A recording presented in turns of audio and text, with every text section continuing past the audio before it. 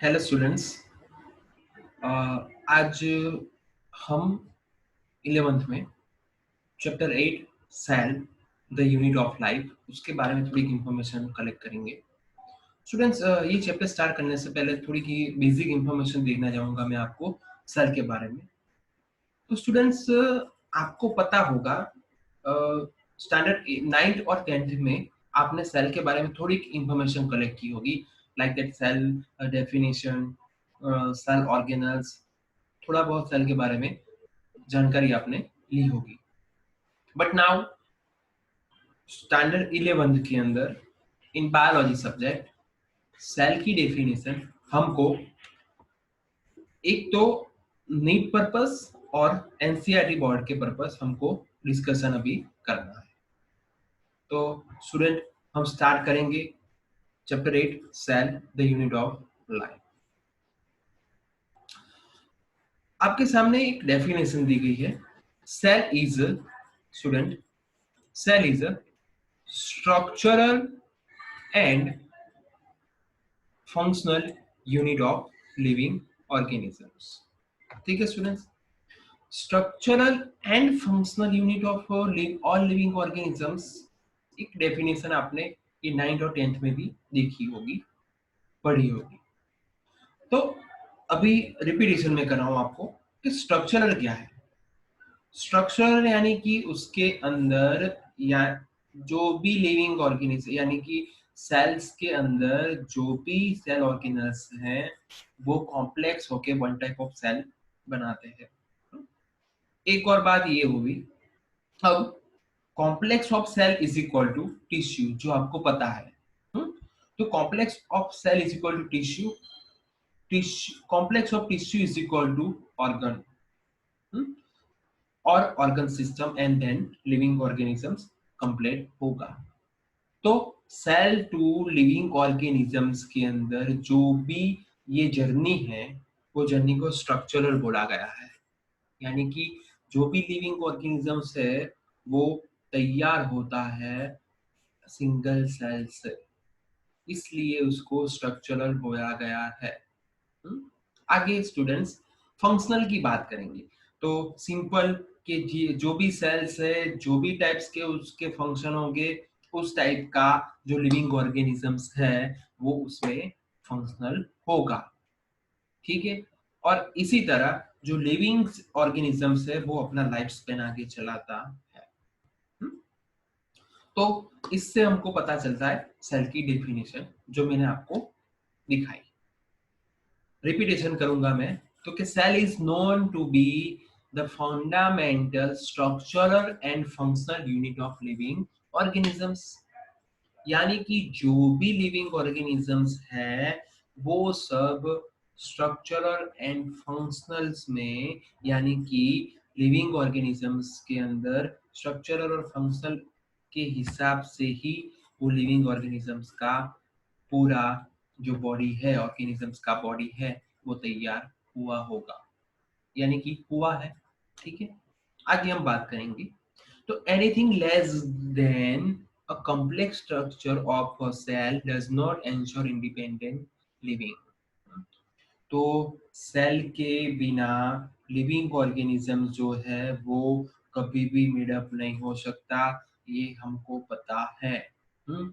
आगे भी मैंने बोला आपको, अभी रिपीटेशन में कर रहा हूँ कि जो सेल है, सेल काफी सारे सेल जुड़ के टिश्यू, टिश्यू जुड़ के ऑर्गन, ऑर्गन जुड़ के ऑर्गन सिस्टम और ऑर्गन सिस्टम जुड़ के पूरा लिविंग ऑर्गेनिजम्स तैयार करते हैं। ठीक है स्टूडेंट्स, तो ऐसे ही and also all living organisms, like हम प्लांट की बात करें या एनिमल की बात करें, वो सारे जो है प्लांट्स और एनिमल वो सभी के मेड अप ऑफ सेल्स। यानी कि जो भी एनिमल्स है, जो भी प्लांट्स है या जो भी लिविंग ऑर्गेनिजम्स है वो सेल से ही बने हुए हैं। ये सेल की बेसिक इंफॉर्मेशन है, मैंने आपको दी। ठीक है, कंप्लीट है कि ये सेल से ही बना हुआ होगा।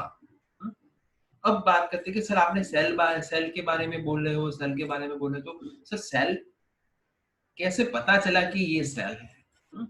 किसने उन पे काम किया, कौन से साइंटिस्ट थे जिसने हमको बोला कि ये कुछ सेल के जैसा दिख रहा है।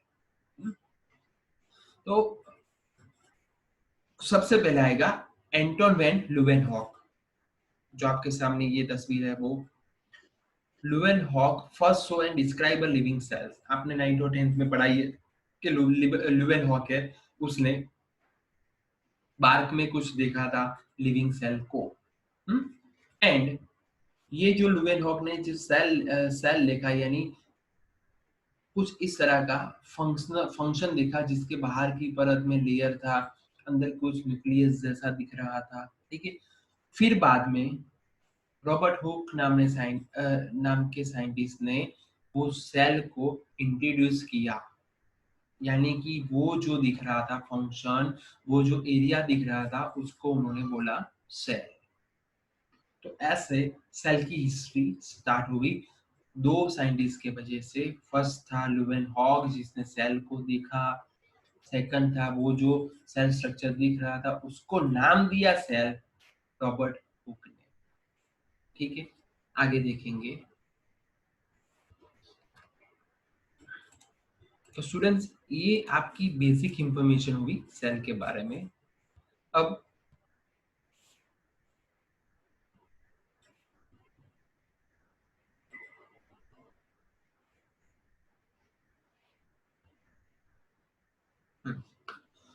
ओवरव्यू देखने जाते हैं हम। तो organisms consist of one or more sales, जो हमको पता है कि ये स्टूडेंट्स आपकी बेसिक इंफॉर्मेशन है। सेल को आगे बढ़ाने के लिए सेल की इंफॉर्मेशन आपको मिलेगी, फिर उसमें आप डीपली उसका स्टडी कर सकते हो। तो कि an overview, an organism consist of one or more cells, according there are two types of organisms. एक तो है सिंगल सेल की बात की गई है, दूसरा मोर sales, one or more sales की बात की गई है, ठीक है। तो उसके हिसाब से दो टू टाइप्स ऑफ ऑर्गेनिज्म हमने डिस्ट्रीब्यूट किए हैं। तो कि फर्स्ट है ऑर्गेनिज्म में यूनिसेल्यूलर और सेकंड है मल्टीसेल्यूलर। स्टूडेंट्स, यूनिसेल्यूलर जो है उसका मैं नाम देता हूँ आपको, तो आपके माइंड में तुरंत ही लाइट होगी कि ये जो यूनिसेल्यूलर है उसमें तो अमीबा आ सकता है, पैरामीशियम आ सकता है, यूग्लिना आ सकता है। तो you are right. Unicellular is equal to compose of single cell. उसके एग्जांपल देखने जाए तो अमीबा, पैरामीशियम, यूग्लिना, काफी सारे जो है एनिमल्स वो है। मल्टी सेल्यूलर की बात करते हैं तो कि compose of many cells. Compose of many cells is equal to tissue, tissue to organ, organ to organ system and organ system to living organisms की बॉडी तैयार होगी। मल्टी सेलुलर को स्टूडेंट्स अभी हम साइड में रखते हैं, यूनिसेलुलर की बात करते हैं थोड़ी।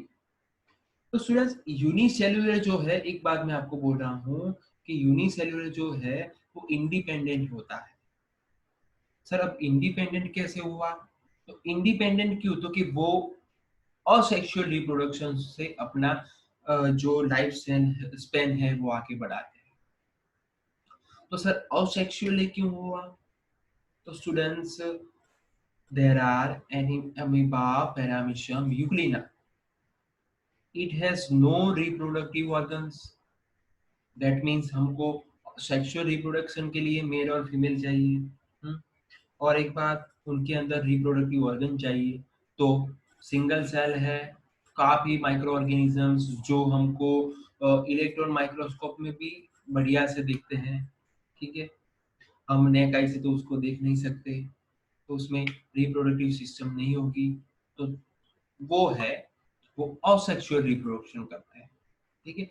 9th और 10th में आपने देखा होगा कि अमीबा है जो बाइनरी फ्यूजन करके वो अपने जैसा नया ऑफस्प्रिंग प्रोड्यूस करता है। ऐसे कि अमीबा जो है, ठीक है, उसमें से दो बाइनरी फ्यूजन होके दो नए अपने ऑफस्प्रिंग प्रोड्यूस करेगा, अपने जैसे ही दिखने वाले दो प्रोड्यूसर। तो वो हुआ, वो आबेहूब, यानी कि क्लोनिंग दिख रहा है। जैसा ही पेरेंट था वही ऐसे ही ऑफस्प्रिंग है, इसके हिसाब से हम उसको बोल सकते हैं क्लोन। तो एक आपको इंफॉर्मेशन दी मैंने, आप 12th स्टैंडर्ड में ये पढ़ोगे सेक्सुअली सॉरी रिप्रोडक्टिव इन ऑर्गेनिजम्स में कि अमीबा, पैरामीशियम, यूग्लिना कैसे रिप्रोडक्शन करते हैं उसके बारे में। तो ऐसा दिखाया गया कि वो इंडिपेंडेंट होते हैं। इंडिपेंडेंट यानी कि वो अपने हिसाब से सिंगल सेल है, यानी कि उनको मेटाबॉलिक एक्टिविटी इनकी उनकी रिप्रोडक्टिव सिस्टम काफी इंडिपेंडेंट होगी कि वो अपने आप, यानी कि unicellular organisms are capable of independent existence and performing the essential function of life. Clear students? आगे बढ़ेंगे हम उसमें। अब स्टूडेंट्स हम ऐसी बात करना चाहेंगे कि और साइंटिस्ट की बात करेंगे हम, जो साइंटिस्ट ने हमको ये सेल की थियरी समझने के लिए काफी सारी बात की है।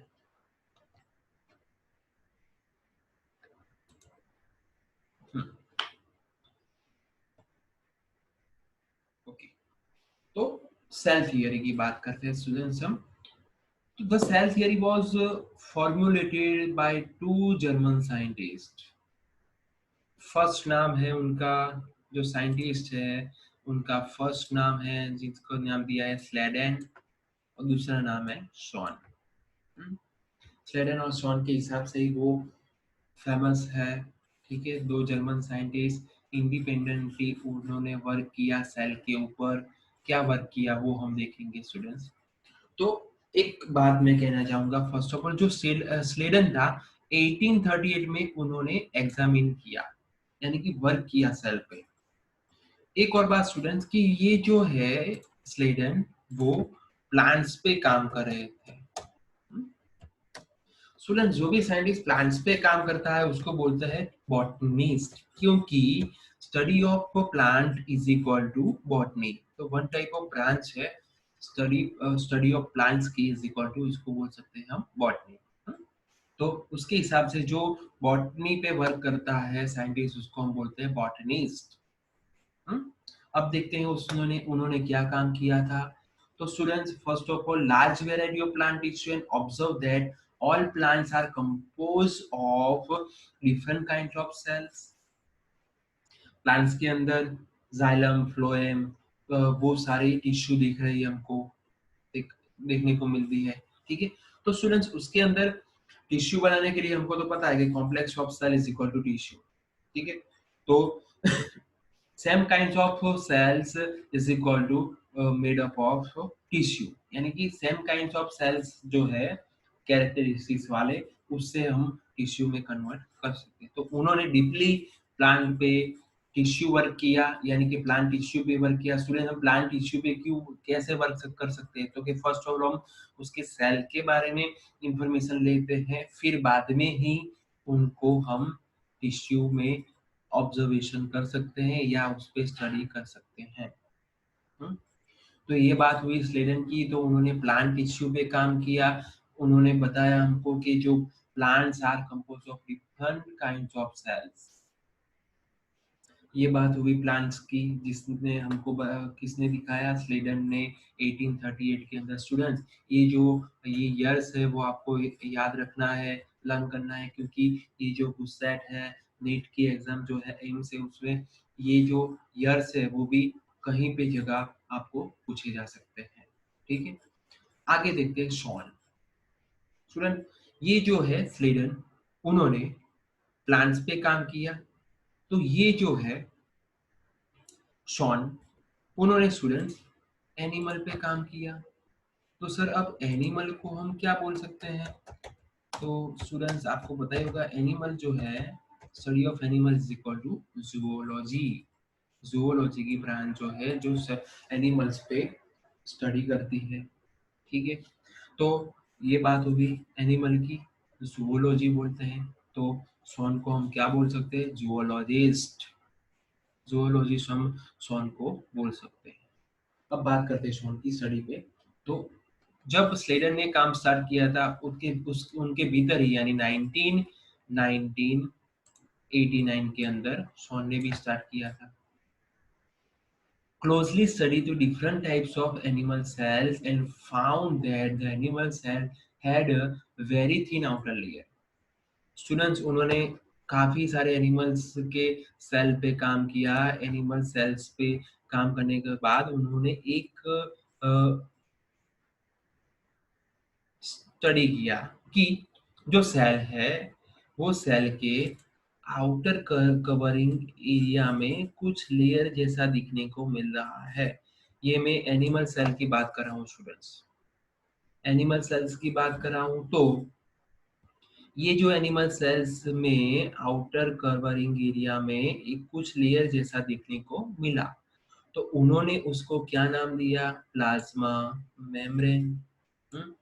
तो ये बात हुई प्लाज्मा मेम्ब्रेन की, ठीक है, ये उन्होंने एस्टैब्लिश किया। अब बच्चा क्या हुआ उसमें कि ये जो शॉन है उन्होंने एनिमल पे तो देख लिया कि ये प्लाज्मा मेम्ब्रेन जैसा कुछ दिख रहा है, फिर उन्होंने स्टडी किया प्लांट पे। तो स्टूडेंट प्लांट पे आउटर कवरिंग एरिया हमको पता है, प्लांट्स का आउटर कवरिंग एरिया में देखा जाए तो कि प्लांट सेल है, कुछ इस तरह मैंने ड्रॉ कर रहा हूँ। तो उसमें आउटर कवर एरिया में आपको पता है कि प्लांट सेल वॉल किससे बनी होती है? सेल्यूलोज से, ठीक है। तो उन्होंने एक डिफरेंशिएशन देखा प्लांट सेल और एनिमल सेल के अंदर। प्लांट सेल में स्टूडेंट्स उन्होंने क्या देखा? तो कि ये जो प्लाज्मा मेम्ब्रेन दिख रहा था एनिमल सेल के अंदर और प्लांट सेल के अंदर आउटर कवरिंग एरिया में सेल वॉल दिखी उनको, और वो सेल वॉल किससे बनी होती है? सेल्यूलोज से बनी होती है।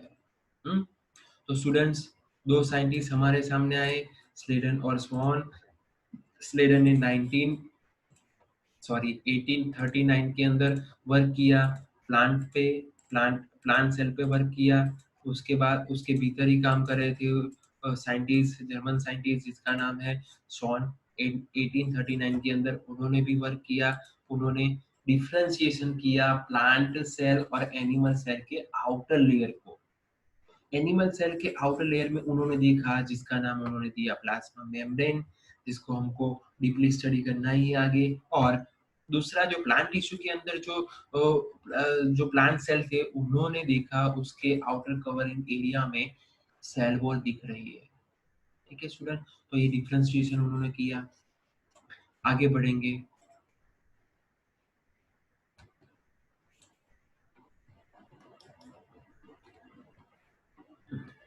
अब ये जो बात हुई, स्लेडन और स्वान ने बात की, बॉटनिस्ट और जूलॉजिस्ट ने बात की कि उन्होंने प्लांट सेल पे वर्क किया। स्लेडन स्वान ने वर्क किया जूलॉजी पे, यानी कि प्लांट सेल और एनिमल सेल की जो आउटर लेयर है उसमें डिफरेंशिएशन दिखाया गया उन्होंने। अब बात करें student objection of to cell theory. Objection कहाँ पे आया? सबसे पहले आए लुवेनहॉक, उसके बाद आया रॉबर्ट हुक, उसके बाद आया स्लेडन स्वॉन। उन्होंने काफी सारी इंफॉर्मेशन सेल के बारे में दी student, no doubt. But tissue कब बनती है? एक क्वेश्चन मैं आपको पूछ रहा हूँ, टिश्यू कब बनती है? Okay, complex of cell is equal to tissue. तो सर कॉम्प्लेक्स ऑफ सेल बनाने के लिए काफी सारे सेल चाहिए, तो सिंगल सेल में से और सेल कहाँ से आएंगे? वो अभी तक किसी ने प्रूव नहीं किया था, ठीक है। समझ रहे हो आप कि काफी सारे सेल्स आते कहाँ से हैं? तो किसी ने प्रूव नहीं किया था। इसके हिसाब से अभी ये जो सेल थियरी है वो अभी कंप्लीट नहीं हुई थी, फेल हो रही थी। स्लेडन और स्वॉन ने इतना कुछ समझाने के बाद भी ये थियरी कंप्लीट नहीं हो रही, क्योंकि टिश्यू कन्वर्टेशन हमको नहीं दिखा सकते कि सेल कहाँ से आते हैं, तो ये थियरी ऑलमोस्ट इनकम्प्लीट होगी।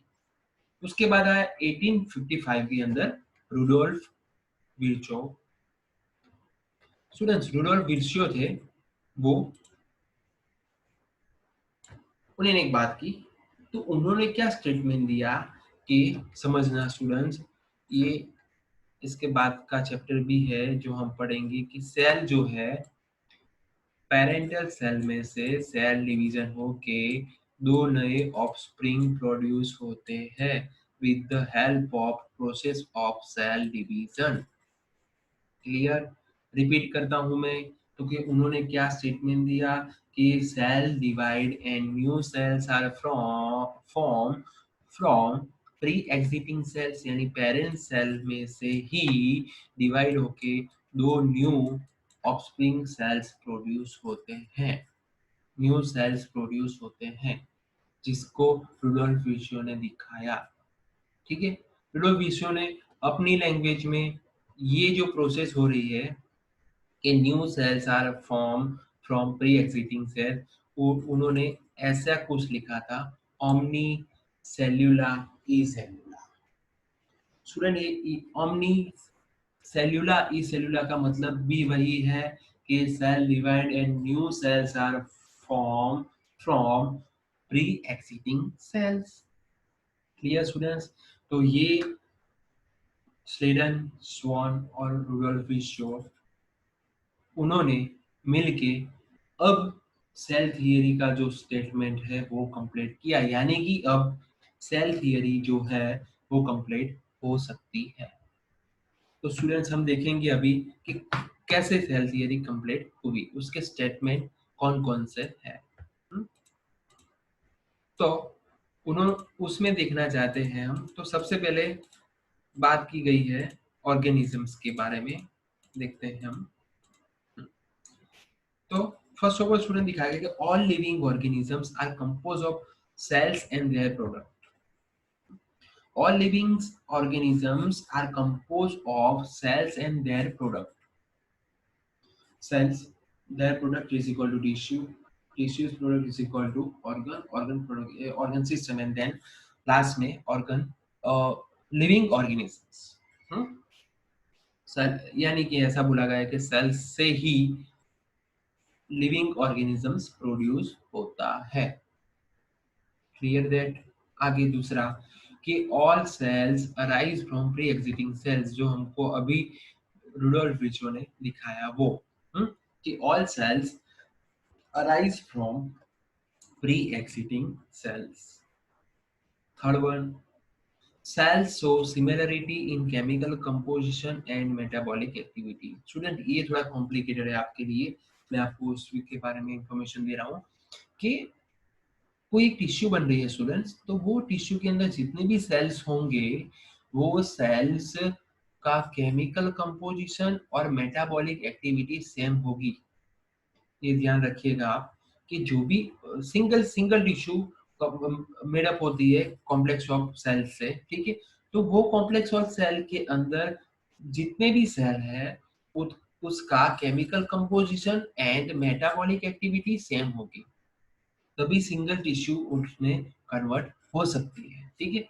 एंड लास्ट डेफिनेशन दी गई है आपको, cells are the structural and functional unit of living organisms.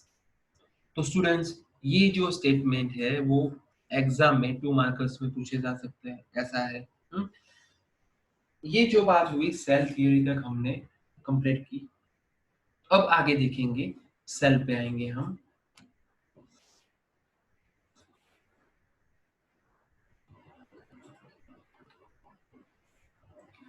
ये जो इंफॉर्मेशन है सब स्टूडेंट्स वो आपको कहीं ना कहीं आगे बहुत इंपॉर्टेंट होगी, ध्यान रखिएगा। ये जो सेल थियरी है, अब स्टूडेंट बात करते हैं हम। तो फर्स्ट ऑफ ऑल स्टूडेंट्स हम एक फटाफट हाईलाइट देख लेते हैं कि फर्स्ट ऑफ ऑल स्टार्ट किया सेल से, क्लीवन हॉक आए, रॉबर्ट हुक आए, ठीक है, उसके बाद स्लेडन और स्वॉन आए, ठीक है, सेल थियरी दी। उसके बाद वो सेल थियरी को कंप्लीट करने के लिए रुडोल्फ विर्चो ने अपना योगदान दिया, ठीक है, सेल डिवीजन के बारे में इंफॉर्मेशन देके। एंड लास्ट फोर्थ स्टेटमेंट उन्होंने सेल के बारे में, सेल थियरी स्टेटमेंट यानी सेल थियरी को कंप्लीट करने के लिए उन्होंने दिए। अब स्टूडेंट्स बात करते हैं structure outline of cell. The basic structure organism of a typical cell. कोई भी सेल स्टूडेंट आप लिखने जाओ तो उसमें nucleus, cytoplasm and cell membrane दिखेगा ही दिखेगा। ऐसा भी नहीं है कि सब में न्यूक्लियस दिखता भी है, काफी सारे सेल्स ऐसे भी है जिसके अंदर न्यूक्लियस नहीं देखने को मिलता, like that RBC, red blood cells, ठीक है, उसके अंदर न्यूक्लियस नहीं होता। तो स्टूडेंट्स ऐसे देखने जाता है कि टिपिकल एक सेल है तो उसमें 3 ऑर्गन्स देखने को मिलते ही मिलते हैं। फर्स्ट वाला ऑर्गन है जिसका नाम है न्यूक्लियस,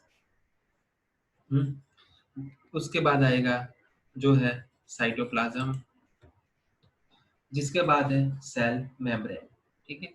तो ये जो 3 ऑर्गन्स है उससे पूरा सेल का बॉडी कंप्लीट होता है। एक और इन्फॉर्मेशन देता हूँ कि साइटोप्लाज्म में यहाँ पे काफ़ी सारी इन्फॉर्मेशन आ सकती है स्टूडेंट्स, पर अभी हम मेरे को आपको सिंपल सेल दिखाने के लिए मैं अभी इन्फॉर्मेशन नहीं लिखा, क्योंकि एक आपको दिखा देता हूँ कि ये जो साइटोप्लाज्म है, वो साइटोप्लाज्म में के अंदर काफ़ी सारे ऑर्गेनल्स देखने को हमको मिलते हैं। तो ये हुए आपके सेल का ऑर्गन्स, सिंपल सेल के बारे में, टिपिकल सेल के बारे में, ऑर्गेनाइजेशन जो है उसके बारे में मैंने आपको बात की। नेक्स्ट, अब क्या करेंगे स्टूडेंट, तो कि ये जो है सेल, न्यूक्लियस, साइटोप्लाज्म और सेल मेम्ब्रेन, तो तीनों के बारे में थोड़ी इंफॉर्मेशन लेंगे। और एक बात याद रखिएगा, ये जो तीन है, ये मैंने आपको सेल की बॉडी, सिंपल बॉडी के बारे में इंफॉर्मेशन देने के लिए ये तीन जो है, न्यूक्लियस, साइटोप्लाज्म और सेल मेम्ब्रेन, उसकी मैं इंफॉर्मेशन स्मॉल दूंगा, स्मॉल इंफॉर्मेशन दूंगा। फिर हमको डिटेल में ये चैप्टर में आगे पढ़नी ही है। तो फर्स्ट ऑफ ऑल देखेंगे न्यूक्लियस। तो स्टूडेंट्स, न्यूक्लियस यानी कि आपको पता ही होगा कि कैसा, क्योंकि nucleus the brain of cells. Brain of cell कैसे हुआ सर, तो कि विच इज अ शेप देखते हैं उसका, तो कि which is spherical in shape, spherical दिखता है, rounder. It's number can be 1 और more%। ऐसा नहीं है कि जो सेल्स के अंदर न्यूक्लियस देखने को फाइंड होता है उसका नंबर 1 ही होता है, नो। 1 2 3 काफी सारे 1 2 3 नंबर्स में देखने को मिलता है न्यूक्लियस। कहाँ पे है, उसकी इंफॉर्मेशन कहाँ पे स्टूडेंट्स से वो देखते हैं हम। तो कुछ स्टूडेंट्स, ये जो आपका सेल्स है, वो सेल्स के अंदर ये हुआ आपका साइटोप्लाज्म पूरा, ठीक है। साइटोप्लाज्म मेम्ब्रेन के अंदर अराउंड में है, और उसके अंदर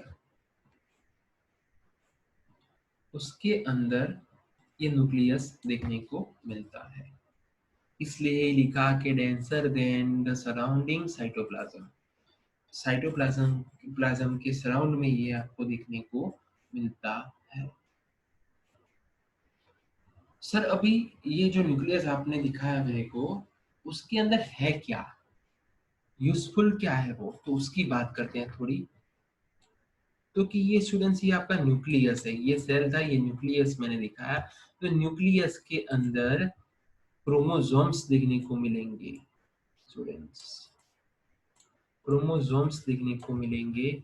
और क्रोमोसोम्स क्या है, तो कि contain the genetic material, genetic material उसके अंदर कंटेन है, देखने को मिलता है, जिसका नाम दिया गया है डीएनए। आपने डीएनए के बारे में कुछ ऐसा पढ़ा होगा आगे के इस पे, ऐसा कुछ देखने को मिलता है, डीएनए, ठीक है। डीऑक्सीरिबोन्यूक्लिक एसिड जिसका फुल फॉर्म है।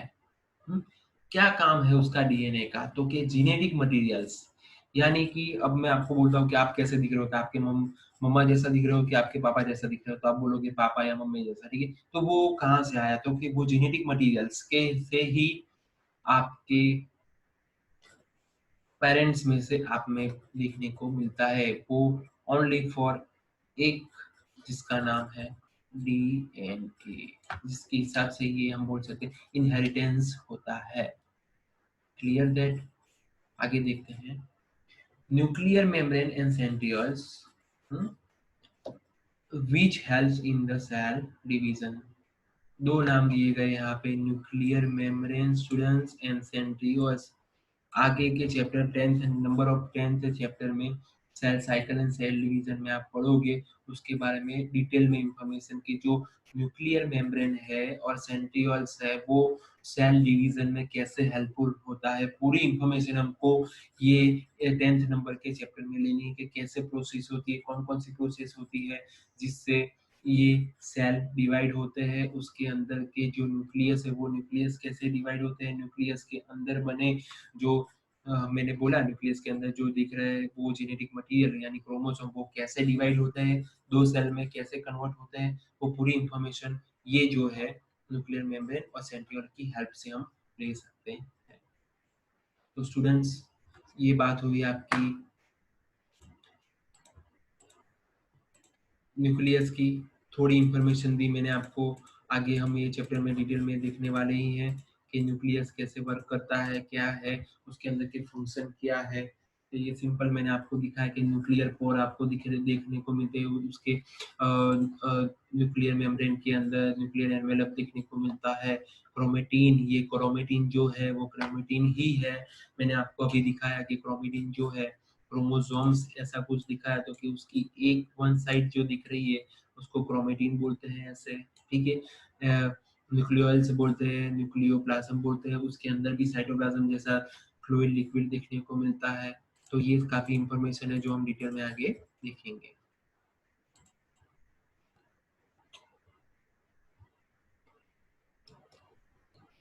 नेक्स्ट देखते हैं स्टूडेंट्स साइटोप्लाज्म। साइटोप्लाज्म जो है स्टूडेंट्स वो मैंने अभी आपको ये न्यूक्लियस के बारे में इंफॉर्मेशन दी। अब हम देखेंगे कि साइटोप्लाज्म यानी कि अभी ये न्यूक्लियस के बारे में मैं आपको इंफॉर्मेशन, साइटोप्लाज्म यानी कि ये जो मेम्ब्रेन दिख रहा है वो प्लाज्मा मेम्ब्रेन है, और plasma membrane to nuclear membrane के बीच वाला जो पार्ट्स है उसको बोलते हैं साइटोप्लाज्म। रिपीट कर रहा हूँ कि जो प्लाज्मा मेम्ब्रेन और न्यूक्लियर मेम्ब्रेन के बीच वाला जो पार्ट्स है उसको हम बोलते हैं साइटोप्लाज्म। तो साइटोप्लाज्म जो है वो semi fluid matrix that occupies the volume of the cell.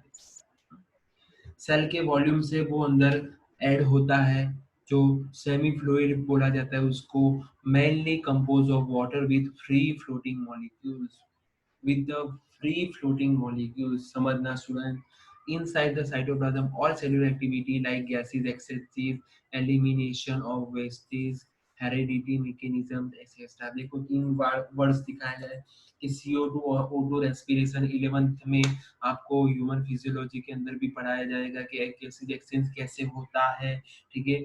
Elimination of waste material कैसे हम हमारे बॉडी में से बाहर निकलते हैं, first of all cell, cell to tissue, tissue to organ, organ to बाहर निकलते हैं एनवायरमेंट में। ऐसे ही हेरिडिटी मैकेनिज्म मैंने आपको बोला आगे कि जो डीएनए है, डीएनए वो हेरिडिटी यानी कि पेरेंट्स जैसे हम क्यों दिखते हैं तो वो भी डिपेंडेंट है साइटोप्लाज्म, यानी कहीं ना कहीं ये जो थ्री ऑर्गन्स मैंने आपको आगे दिखा है, फर्स्ट ऑफ ऑल कौन सा, nucleus, cytoplasm and then plasma membrane, एक दूसरे के साथ ही कनेक्टेड है जिससे हम सेल पढ़ सकते हैं।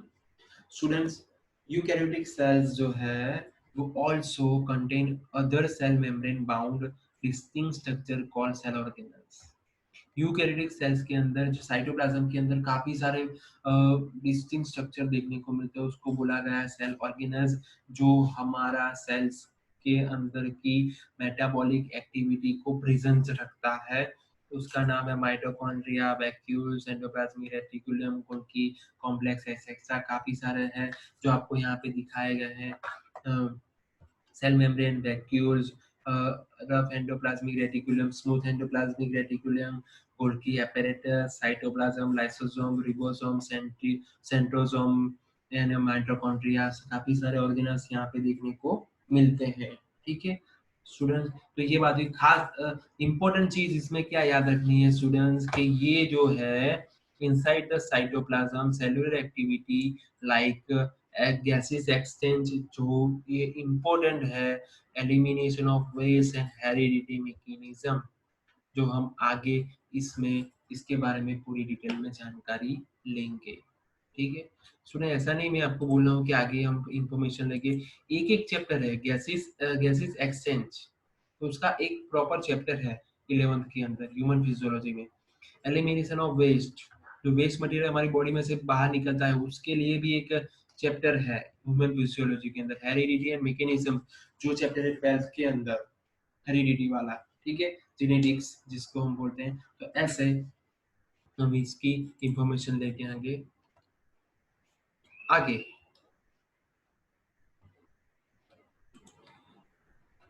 आउटर मेम्ब्रेन की बात करेंगे स्टूडेंट्स।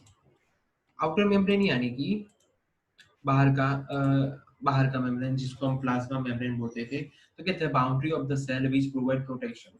फर्स्ट ऑफ ऑल मैंने बोला कि अभी एक ड्राइंग करूंगा मैं सिंपल यहाँ पे सेल्स का, कि ये जो सेल्स है आउटर बाउंड्री है, वहाँ पे एक बाउंड्री लगाते हैं आगे, आउटर बाउंड्री। सॉरी थोड़ा ड्राइंग तो विच प्रोवाइड प्रोटेक्शन, ये जो है वो आउटर जो टॉक्सिक मटेरियल्स है, टॉक्सिक पार्टिकल्स है, वो सेल के अंदर आने से ये प्लाज्मा मेम्ब्रेन क्या करता है, उसको स्टॉप करता है. And cell and controls the exchange of ions. Cell के अंदर CO2 एंड O2 जो प्रोसेस होती है, यानी O2 CO2 CO2 जो प्रोसेस होती है, उसमें भी कंट्रोल करने में ये हेल्पफुल होता है अपना plasma membrane. Clear students? Also, molecules and other components in and out of the cells of a contain cell wall. दो बात की, प्लांट सेल की और एनिमल सेल की, दोनों की बात की कि तो ये सिर्फ और सिर्फ ये जो है गैस एक्सचेंज नहीं होते, जो मॉलिक्यूल्स पार्टिकल होते हैं वो भी एक्सचेंज होते हैं plasma membrane to cell to plasma membrane, outer and outer to in cell. ठीक है, and the outer membrane it's called plasma membrane. Clear students? तो ये जो इंफॉर्मेशन थी, सिंपल इंफॉर्मेशन सेल ऑर्गेनल्स के बारे में, जिसका मैंने आपको दिखाया सेल ऑर्गन के बारे में. अब इसको हम आगे डिटेल में भी देखेंगे.